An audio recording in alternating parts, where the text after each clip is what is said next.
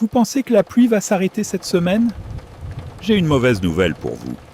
Bonjour, je suis Jean-Pierre. Ce matin, quand j'ai ouvert ma fenêtre, j'ai senti quelque chose que je n'avais pas senti depuis longtemps. L'air était lourd, humide, presque collant. Le ciel était gris, mais pas d'un gris ordinaire. C'était un gris épais, un gris qui vous dit « Je ne vais nulle part ». J'ai pris mon café. Je me suis assis près de la fenêtre et j'ai regardé. Les arbres dans le jardin étaient trempés. La terre était gorgée d'eau. Les flaques ne disparaissaient plus. Les feuilles lourdes, les branches courbées. Tout était mouillé. Tout était fatigué. Et j'ai pensé, ça je l'ai déjà vu. C'était en février 1990. Je m'en souviens comme si c'était hier. Il avait plu pendant des semaines. Pas une pluie violente, non. Une pluie constante, têtue, qui ne s'arrêtait jamais. Le matin, il pleuvait. À midi, il pleuvait. Le soir, il pleuvait. Même la nuit, en dormant, on entendait le bruit de la pluie. Sur les toits, sur les fenêtres, un bruit constant. Tic, tic, tic. Sans arrêt. Les rivières avaient commencé à monter. Lentement, mais sûrement. Chaque jour, un peu plus haut. Chaque jour, un peu plus dangereux. À l'époque, j'avais 56 ans. Je travaillais encore. Chaque matin avant de partir au travail, je regardais par la fenêtre. Et ces jours-là, chaque matin, je voyais la même chose. De la pluie, de la pluie, de la pluie. Le ciel ne s'éclaircissait jamais. Le soleil n'apparaissait jamais. Juste du gris, juste de l'eau, juste de l'humidité. Les gens étaient fatigués. Moi aussi j'étais fatigué. Mais que pouvions-nous faire? On ne peut pas s'opposer à la nature. On ne peut pas donner des ordres à la nature. On attend seulement. On est patient seulement. Quelques jours plus tard, la Garonne a débordé. Les champs étaient devenus des lacs. Les routes étaient coupées. Les ponts étaient sous l'eau. Les voisins ont dû quitter leur maison. Certains ont pris leurs valises, pris leurs enfants, sont partis. D'autres voulaient rester mais ont été évacués de force. C'était impressionnant. Et en même temps, c'était triste. Très triste. J'avais une voisine, Madame Dupont. Elle avait 78 ans. Elle était née dans cette maison. Elle avait grandi dans cette maison. Elle s'était mariée dans cette maison. Son mari était mort dans cette maison. Et maintenant, elle devait quitter cette maison. L'eau arrivait. On ne pouvait pas l'arrêter. Je me souviens d'elle. Elle était debout devant sa porte, avec une petite valise à la main. Elle pleurait. « Jean-Pierre, elle m'a dit, est-ce que je pourrais revenir dans cette maison ?» Que pouvais-je dire? « Oui, vous reviendrez, » j'ai dit.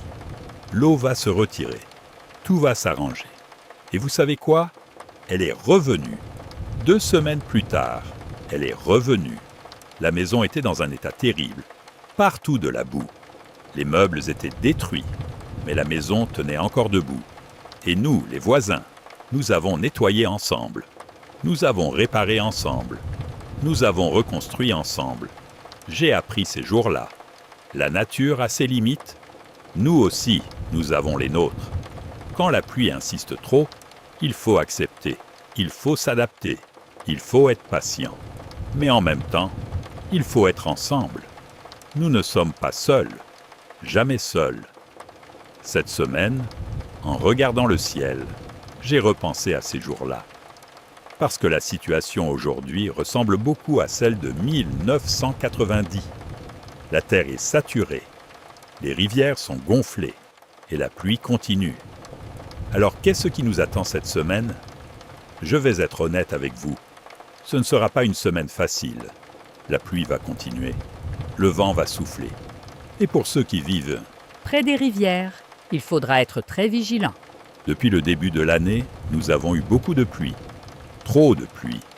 À Quimper, par exemple, il est déjà tombé 488 mm depuis le 1er janvier.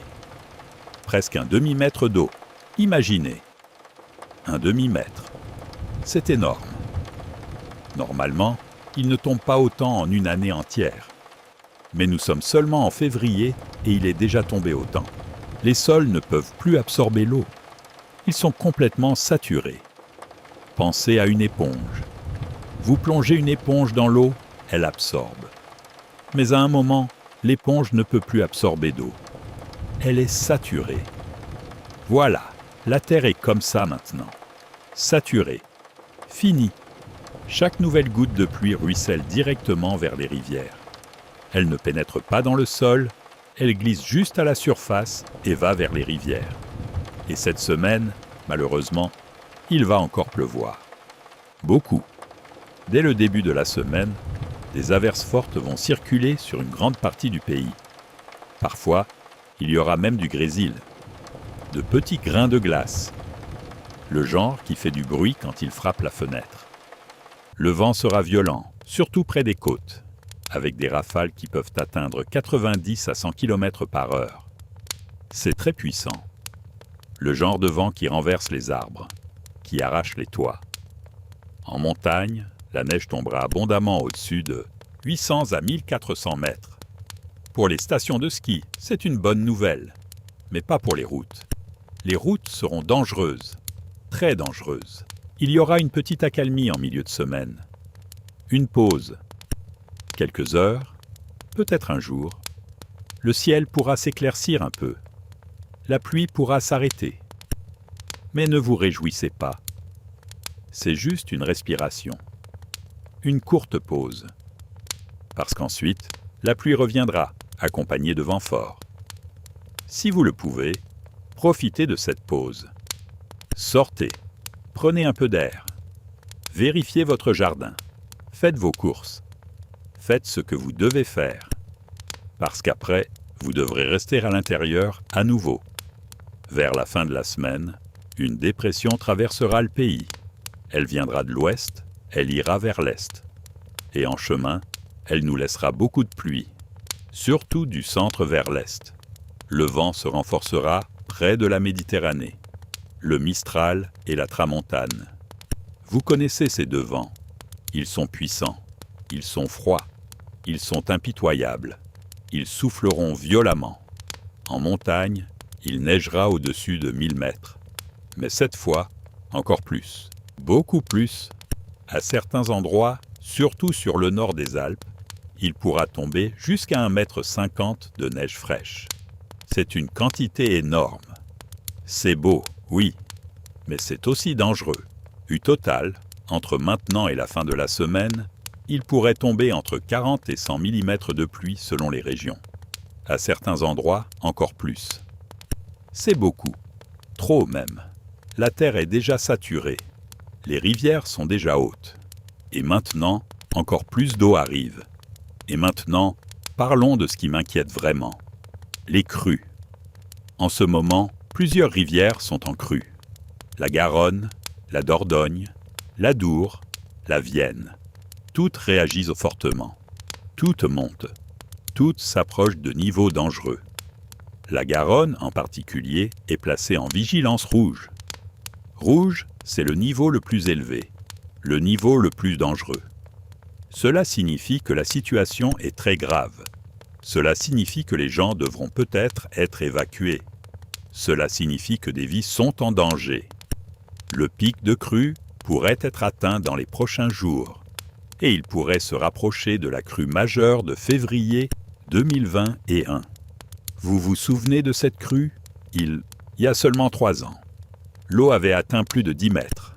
Imaginez, 10 mètres d'eau, aussi haut qu'un immeuble de 3 étages. Incroyable. Pour ceux qui vivent dans l'ouest, près de ces rivières, la situation est très compliquée.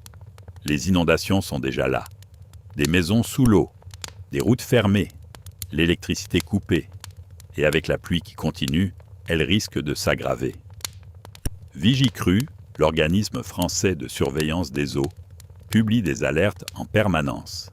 Les cartes sont remplies de rouge et d'orange. Ces couleurs montrent le danger. Ces couleurs disent « Soyez prudents ». Ces couleurs disent « Soyez prêts ». Et il y a un autre problème, les coefficients de marée. La semaine prochaine, les coefficients de marée seront à nouveau élevés. Mercredi, ils atteindront 94.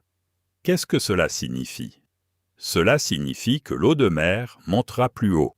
Et quand l'eau de la rivière essaie de s'écouler vers la mer, l'eau de mer est haute, donc elle ne peut pas s'écouler. Elle est bloquée. Elle revient. Et la rivière monte encore plus. C'est une situation très compliquée. La nature joue, parfois ses jeux. Tout arrive en même temps. La pluie, les crues, les marées. Tout ensemble. En montagne aussi, la situation est délicate. Il va tomber beaucoup de neige. C'est beau, oui. Les amateurs de ski seront contents. Mais ils doivent être prudents. Parce que la limite pluie-neige varie beaucoup.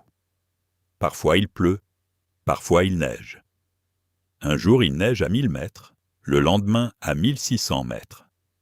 Cela fragilise le manteau neigeux. Les couches sous la neige fondent, les couches au-dessus sont lourdes. Et cela augmente le risque d'avalanche. Le risque d'avalanche est élevé. À certains endroits, il est au niveau maximal. Maximal, c'est le plus haut. Cela signifie que les avalanches peuvent se produire à tout moment, sans avertissement, sans bruit, juste soudainement. Alors, que faire? D'abord, si vous vivez près d'une rivière, restez informé. Gardez la radio allumée. Regardez la télévision. Consultez Internet. Consultez les bulletins de Vigicruce régulièrement. Suivez la situation. Ne vous approchez pas des berges. L'eau peut monter très vite. Tout peut changer en 1 minute. Si un ordre d'évacuation arrive, partez immédiatement. Ne discutez pas. Ne dites pas « mais ma maison ». Ne dites pas « mais mes affaires ». Votre vie est plus importante que vos affaires. Toujours, gardez votre valise prête. Vos documents importants, vos médicaments, quelques vêtements. Soyez prêts. Si vous devez prendre la route, soyez extrêmement prudent. Les routes peuvent être inondées, surtout dans les zones basses, près des ponts. Ne tentez jamais, jamais de traverser une route inondée. Quelques centimètres d'eau suffisent pour emporter une voiture. Ne sous-estimez pas la force de l'eau. L'eau est puissante, l'eau est patiente, l'eau gagne. Si vous allez en montagne, ne partez pas. Vraiment. Pas cette semaine. Les conditions sont trop dangereuses. Les avalanches sont imprévisibles. Une seconde, tout est calme. La seconde suivante, la montagne bouge. Votre vie vaut plus qu'une journée de ski. Attendez 1 semaine. Attendez 2 semaines. Les montagnes seront là. La neige sera là. Mais vous devez être en vie. Pour tout le monde, gardez votre imperméable à portée de main. Cette semaine, vous en aurez besoin. Pas un parapluie, un imperméable. Parce qu'avec le vent, le parapluie ne sert à rien. Le parapluie s'envole, se casse. L'imperméable est mieux. Habillez-vous chaudement, même si les températures ne sont pas très basses. Avec l'humidité et le vent, le ressenti est désagréable. Votre corps a froid. Couvrez-vous bien. En couche, un t-shirt, un pull, une veste. Comme ça, vous pouvez ajuster. Vérifiez vos gouttières, vos toits. Assurez-vous que l'eau s'écoule correctement. Les gouttières peuvent être bouchées. Des feuilles, des branches. Nettoyez. Parce que si l'eau ne s'écoule pas, elle s'accumule sur le toit. Et le toit devient lourd. Et les problèmes commencent. Les petits problèmes deviennent de gros problèmes avec autant de pluie. Si vous avez une cave, vérifiez-la. Est-ce que l'eau s'infiltre? Y a-t-il de l'humidité? Si oui, préparez une pompe. Préparez des sacs de sable. Soyez prêts.